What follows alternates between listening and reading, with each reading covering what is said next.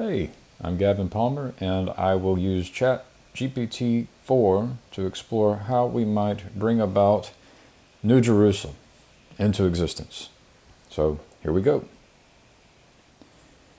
If you want to pose prompts to this thread, which has been titled Global Independent Group Creation, let me know in the comments and I can put them into GPT-4. You don't have to pay, and we'll see what happens. Okay? So here we go. All right, GPT-4 model. This thread got titled Global Independent Group Creation. So I said, what are the steps which would be necessary for a group of people on the internet spread out across the globe would come together and no longer be dependent upon existing groups while being of service to the world? Consider dependencies like banking systems, which can freeze bank accounts. Consider laws which should be followed such that the new independent group is not seen as a threat and doesn't break existing laws. And then we get a list. Number 1, define the group's mission and values. And that's basically where we'll start. And I would suggest the mission would be to create the New Jerusalem on earth. There's a bunch of other important things that we can get back to later, but first we probably should define the group's mission and values. The second prompt I posed was, what are some thresholds or transition periods for individuals and groups where individuals start out as people who have a job and a mortgage and watch Netflix and end up being part of a new country with like-minded people who no longer depend on existing economies and militaries and governments? And number 1, ideation and networking. And number 2, developing a shared vision. So there's a pointing here of, the mission, the core values, the shared vision, and ideation, and networking. So it's kind of what we're doing. And so then I suggest New Jerusalem. So I say, what are some of the problems a group might face if the group's primary mission was to create the New Jerusalem? So that's my suggestion for the mission, which shapes our core values, which is where we can do ideation and networking and manifest a shared vision. So, creating the New Jerusalem, whether interpreted as a utopian society, a religious ideal, or a physical city, could present various challenges for a group pursuing such a goal. Some potential problems might include. So right off the bat, I would focus more on physical city. And it seems like it would be connected to religious ideal and utopian society, but it should manifest as a physical city.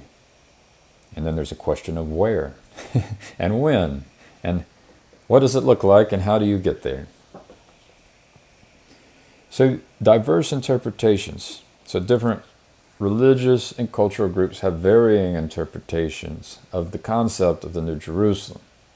Reconciling these differences and defining a shared vision could be challenging. So that's where we'll focus for now. There's a bunch of other concerns, but the first one is this developing of a shared vision. So what are some examples of diverse interpretations of the concept of the New Jerusalem which might need to be reconciled? And that's where we start. How can we reconcile our differences about how we conceive and visualize New Jerusalem? So number 1, Christian interpretations. The New Jerusalem is often seen as a heavenly city or the future abode of the righteous after the end times. This concept is primarily based on the description in the book of Revelation. Some Christians interpret the New Jerusalem literally as a physical city, while others see it as a symbolic representation of a spiritual reality. And so I lean into physical city with potential explanations for a spiritual reality with regard to the nature of time. So we're in this thing with space and time, and if you could step out of that, for example, when you die, there might be the possibility of reincarnating into a future which contains the physical city, right? And so all the people who have died might already be in the future. right? I know that's a little advanced, but I see that as a possibility in which we can, reconcile different interpretations. All right, number 2, Jewish interpretations. In Jewish thought, the New Jerusalem is sometimes associated with the rebuilding of the temple in Jerusalem and the coming of the Messiah. This interpretation is linked to the idea of the redemption of Israel and the establishment of a just and peaceful society. 2 ideas there. There's perhaps in some minds, and Jewish minds, there is a specific location. So I'm not suggesting that it should be at a specific location. Actually, I tend to believe it will be like in the desert, in the Sahara Desert, based on the people I know and the thoughts that have been shared with me. But it could be in Jerusalem, and I don't see a problem with people trying to create the New Jerusalem, the physical city, in a specific location, whether it be Jerusalem. And you can see number 3 here is the LDS. They think it should be in America. So both LDS and Jews could attempt to create this physical city in a location of their choice, and we can learn together, right? You're going to experience difficulties and challenges if you try to build in a specific location. Similarly, if I want to group with people who want a location in the middle of the Sahara Desert, it's going to be difficult, and there will be challenges faced by that group, which are different than those who want to create one in America or those who want to create one in Jerusalem. And I would just say, let's try to create one in many places. And there will be some that, and we can learn from our successes and failures. Now, the second part about the Jewish interpretation is the coming of the Messiah. And so, if you think that the New Jerusalem needs a figurehead, by all means, run that experiment. I just don't think that the New Jerusalem will have a figurehead in the shape of a human body. I don't think there will be a human body who will be the Messiah, who will be the figurehead for that city.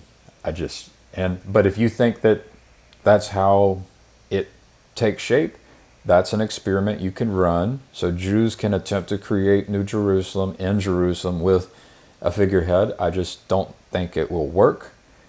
But run the experiment and we can learn from each other. I want to group with people who are interested in moving into the desert and forming a city in which there is no human who is the figurehead.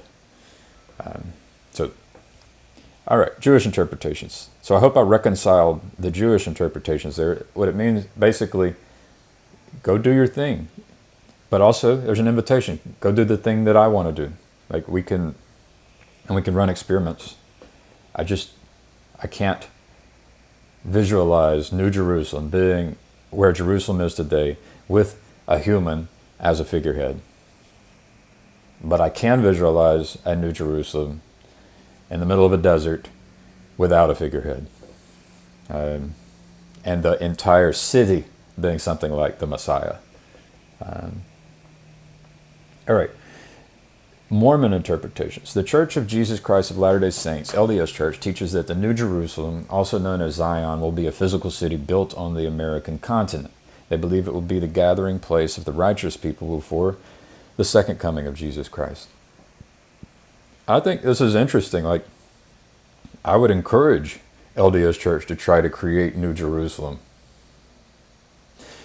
The challenge they will face is that they already have a prophet and they have 12 disciples. And so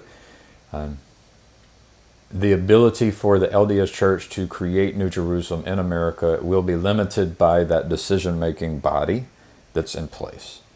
So I don't have a lot of hope. For example, my ability to penetrate the minds of the prophet and disciples is limited. That's a problem. The fact that they're trying to create a physical city, great. In America, okay. Maybe this will be a place where righteous people can gather. And the LDS prophet and body and disciples can learn how to identify righteous people such that righteous people can help shape the body and be a part of that decision-making process. The thing that's probably going to hold them back is this figurehead. And so I think that if for that to work, they would have to rely less on the figurehead and less on the disciples, because humans make mistakes.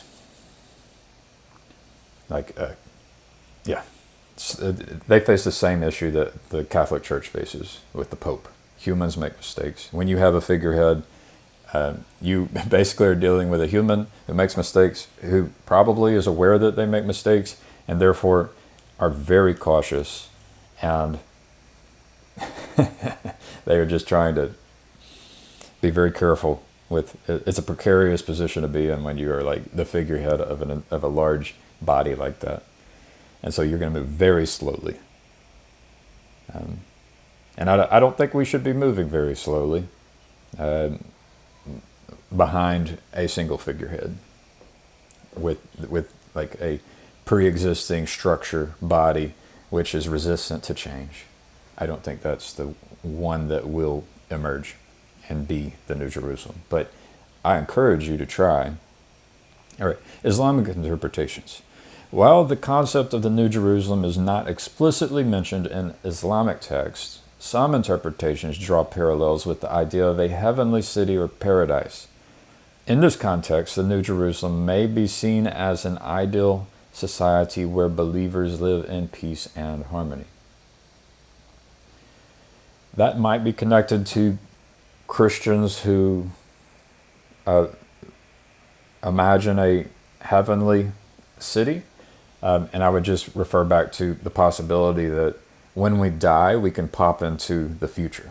And we don't know when that heavenly city emerges in this reality as a physical city, but I suspect that we will be able to reincarnate into that physical city. And so those who have died are already there. That's my suspicion. All right, so utopian and philosophical interpretations. Some secular interpretations of the New Jerusalem focus on the idea of creating an ideal society on earth free from social, economic, and political injustices. In this context, the New Jerusalem represents a vision of human progress in the pursuit of a better world. So for these secular types, the key is that we don't force our ways on others. And you might see that in how I'm trying to reconcile these differences. It's like if you are LDS and want New Jerusalem in America, by all means, try and do it. And if you are Jewish and want New Jerusalem in Jerusalem, by all means, try to do it. So I'm not going to try to force you to go create New Jerusalem in a desert without a figurehead. But I will encourage, and I think it, by its nature will be required, that we have to learn how to disagree without trying to kill each other, without trying to force our way on other people. And the way you do that is by trying to move into an area like a desert where nobody cares, do your own thing, produce good fruit, transform the desert into a garden, the paradise, and invite people to participate and allow them to see by the fruit. And trust is earned, right? That's the proper way. And so there's a lot of secular types who don't do this. There's a lot of secular types who want to go to the voting booth and pick a figurehead that agrees with them. It's not the way. Democracy is not the way. The way of democracy we use today is not what you're going to see in the New Jerusalem I want to be a part of. You will see something like subsidiarities in which people congregate with like-minded people, and they may do democracy, but they won't force democracy on everyone. You might have a subsidiarity where they have a king. So for example, New Jerusalem in Jerusalem, because of Jews, may have a king, Messiah, figurehead. I'm not going to force democracy on them, right? And if Latter-day Saints want essentially a king, a prophet with disciples, I'm not going to force my way on them. And if people want a democracy, I'm not going to force my way on them, right? So this is the right way of being. And there are many secular types who don't understand this. You will always have injustice when you attempt to force your way on mature adults. Proper way is to be inviting. Number 6, New Age and esoteric interpretations. In some New Age and esoteric traditions, the New Jerusalem is seen as a higher state of consciousness or spiritual awakening. This interpretation emphasizes personal transformation and spiritual growth as essential components of creating a harmonious society. So, New Age folks can do that. I think the risk is that you will have individuals who are not cooperating and collaborating. I see that the pattern that the Latter-day Saints talk about, or at least GPT-4 points at, is the gathering of righteous people. So it's not just that individuals do personal transformation and spiritual growth, it's also that individuals who are doing that end up seeing the importance of cooperation, collaboration, complementing, in which we network, ideate, find each other, and gather. So the people who haven't gone through that personal transformation and spiritual growth, I think they will be served by New Jerusalem, like here's some clean water and here's some food. We'll go teach you. So you just have healers and teachers and farmers who are serving from New Jerusalem to everyone. And then as people go through personal transformation and spiritual growth and see the light on the hill, they will be attracted to it. And they will be attracted to a way of living which includes personal transformation. But I wouldn't overly emphasize individuals. It's very important. It is a foundation. All right. So reconciling these diverse interpretations of the New Jerusalem would require open dialogue, respect for different perspectives, and a focus on shared values and goals. Developing a common understanding or vision may involve identifying the core elements that resonate across various traditions and finding ways to integrate these elements into a unified concept. So the specifics, like you can actually get into specifics, and I didn't manage to get, so there's your vision. And so if you are interested in participating in the creation of New Jerusalem, whether you're LDS or Jewish or Islamic or, actually the Islamic folks, it seems like they aren't talking about it and they aren't concerned about a physical city. But if you are an Islamic folk and you care about the manifestation of a physical city, like I'm attempting to point at, sure. And even if you're secular, even if you're a New Age, I think we could gather. And then I also think that we can break apart. So we can come together, find each other, right? You can find people who are LDS who want to create New Jerusalem in America, find each other and do it. You can, if you're Jewish, you can find each other and do it. And if you're, like me and none of the above, you can find each other and do it. So I think there are things that everyone will need to do. For example, we will need to be able to find each other. Perhaps people will submit resumes, and maybe it's a new form of a resume. Perhaps we'll use technology that can read minds such that we can know whether or not you are righteous or not. Perhaps you wear a helmet, and then there's a thing on your forehead that indicates that your mind is behaving in ways which align with the Holy Spirit. And then that might be the seal of God. Oh no, like a real-time feedback of whether or not you are producing or embodying the Holy Spirit. Could that be the seal of God? And perhaps even LDS trying to build New Jerusalem in America will will have the Holy Spirit, and perhaps Jews trying to manifest New Jerusalem in Jerusalem will be able to wear this. Maybe it's a crown, but it has a seal, and it will indicate that they are living with the Holy Spirit, expressing the Holy Spirit, possessing the Holy Spirit. And even New Age folks and secular folks, and none of the above, could end up wearing this technology, which is basically doing mind reading and providing an indicator of whether or not, hey, are you angry? Are you scared? Are you loving?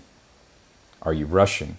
Are you patient, gentle, kind, peaceful, joyful, have self-control, right? Maybe there's a bunch of lights that light up, and correspond with the fruit of the Holy Spirit. And all of a sudden, once you get anger, whoop, they all disappear. And so then that would be an indicator that you are not at one with God. That would be an indicator so that's a technology which could indicate your alignment with the highest good. So that's an example of a technology that maybe all these diverse people might be interested in. And the technology by which we find each other and identify each other, that might be something that we're all interested in. The technology which allows us to produce clean water and to feed our people and to heal our people, perhaps we're all interested in that. And it doesn't matter if you're trying to do it in America, it doesn't matter if you're trying to do it in Jerusalem, and it doesn't matter if you're trying to do it in this middle of the Sahara Desert. So that's what I'm thinking. Get in touch.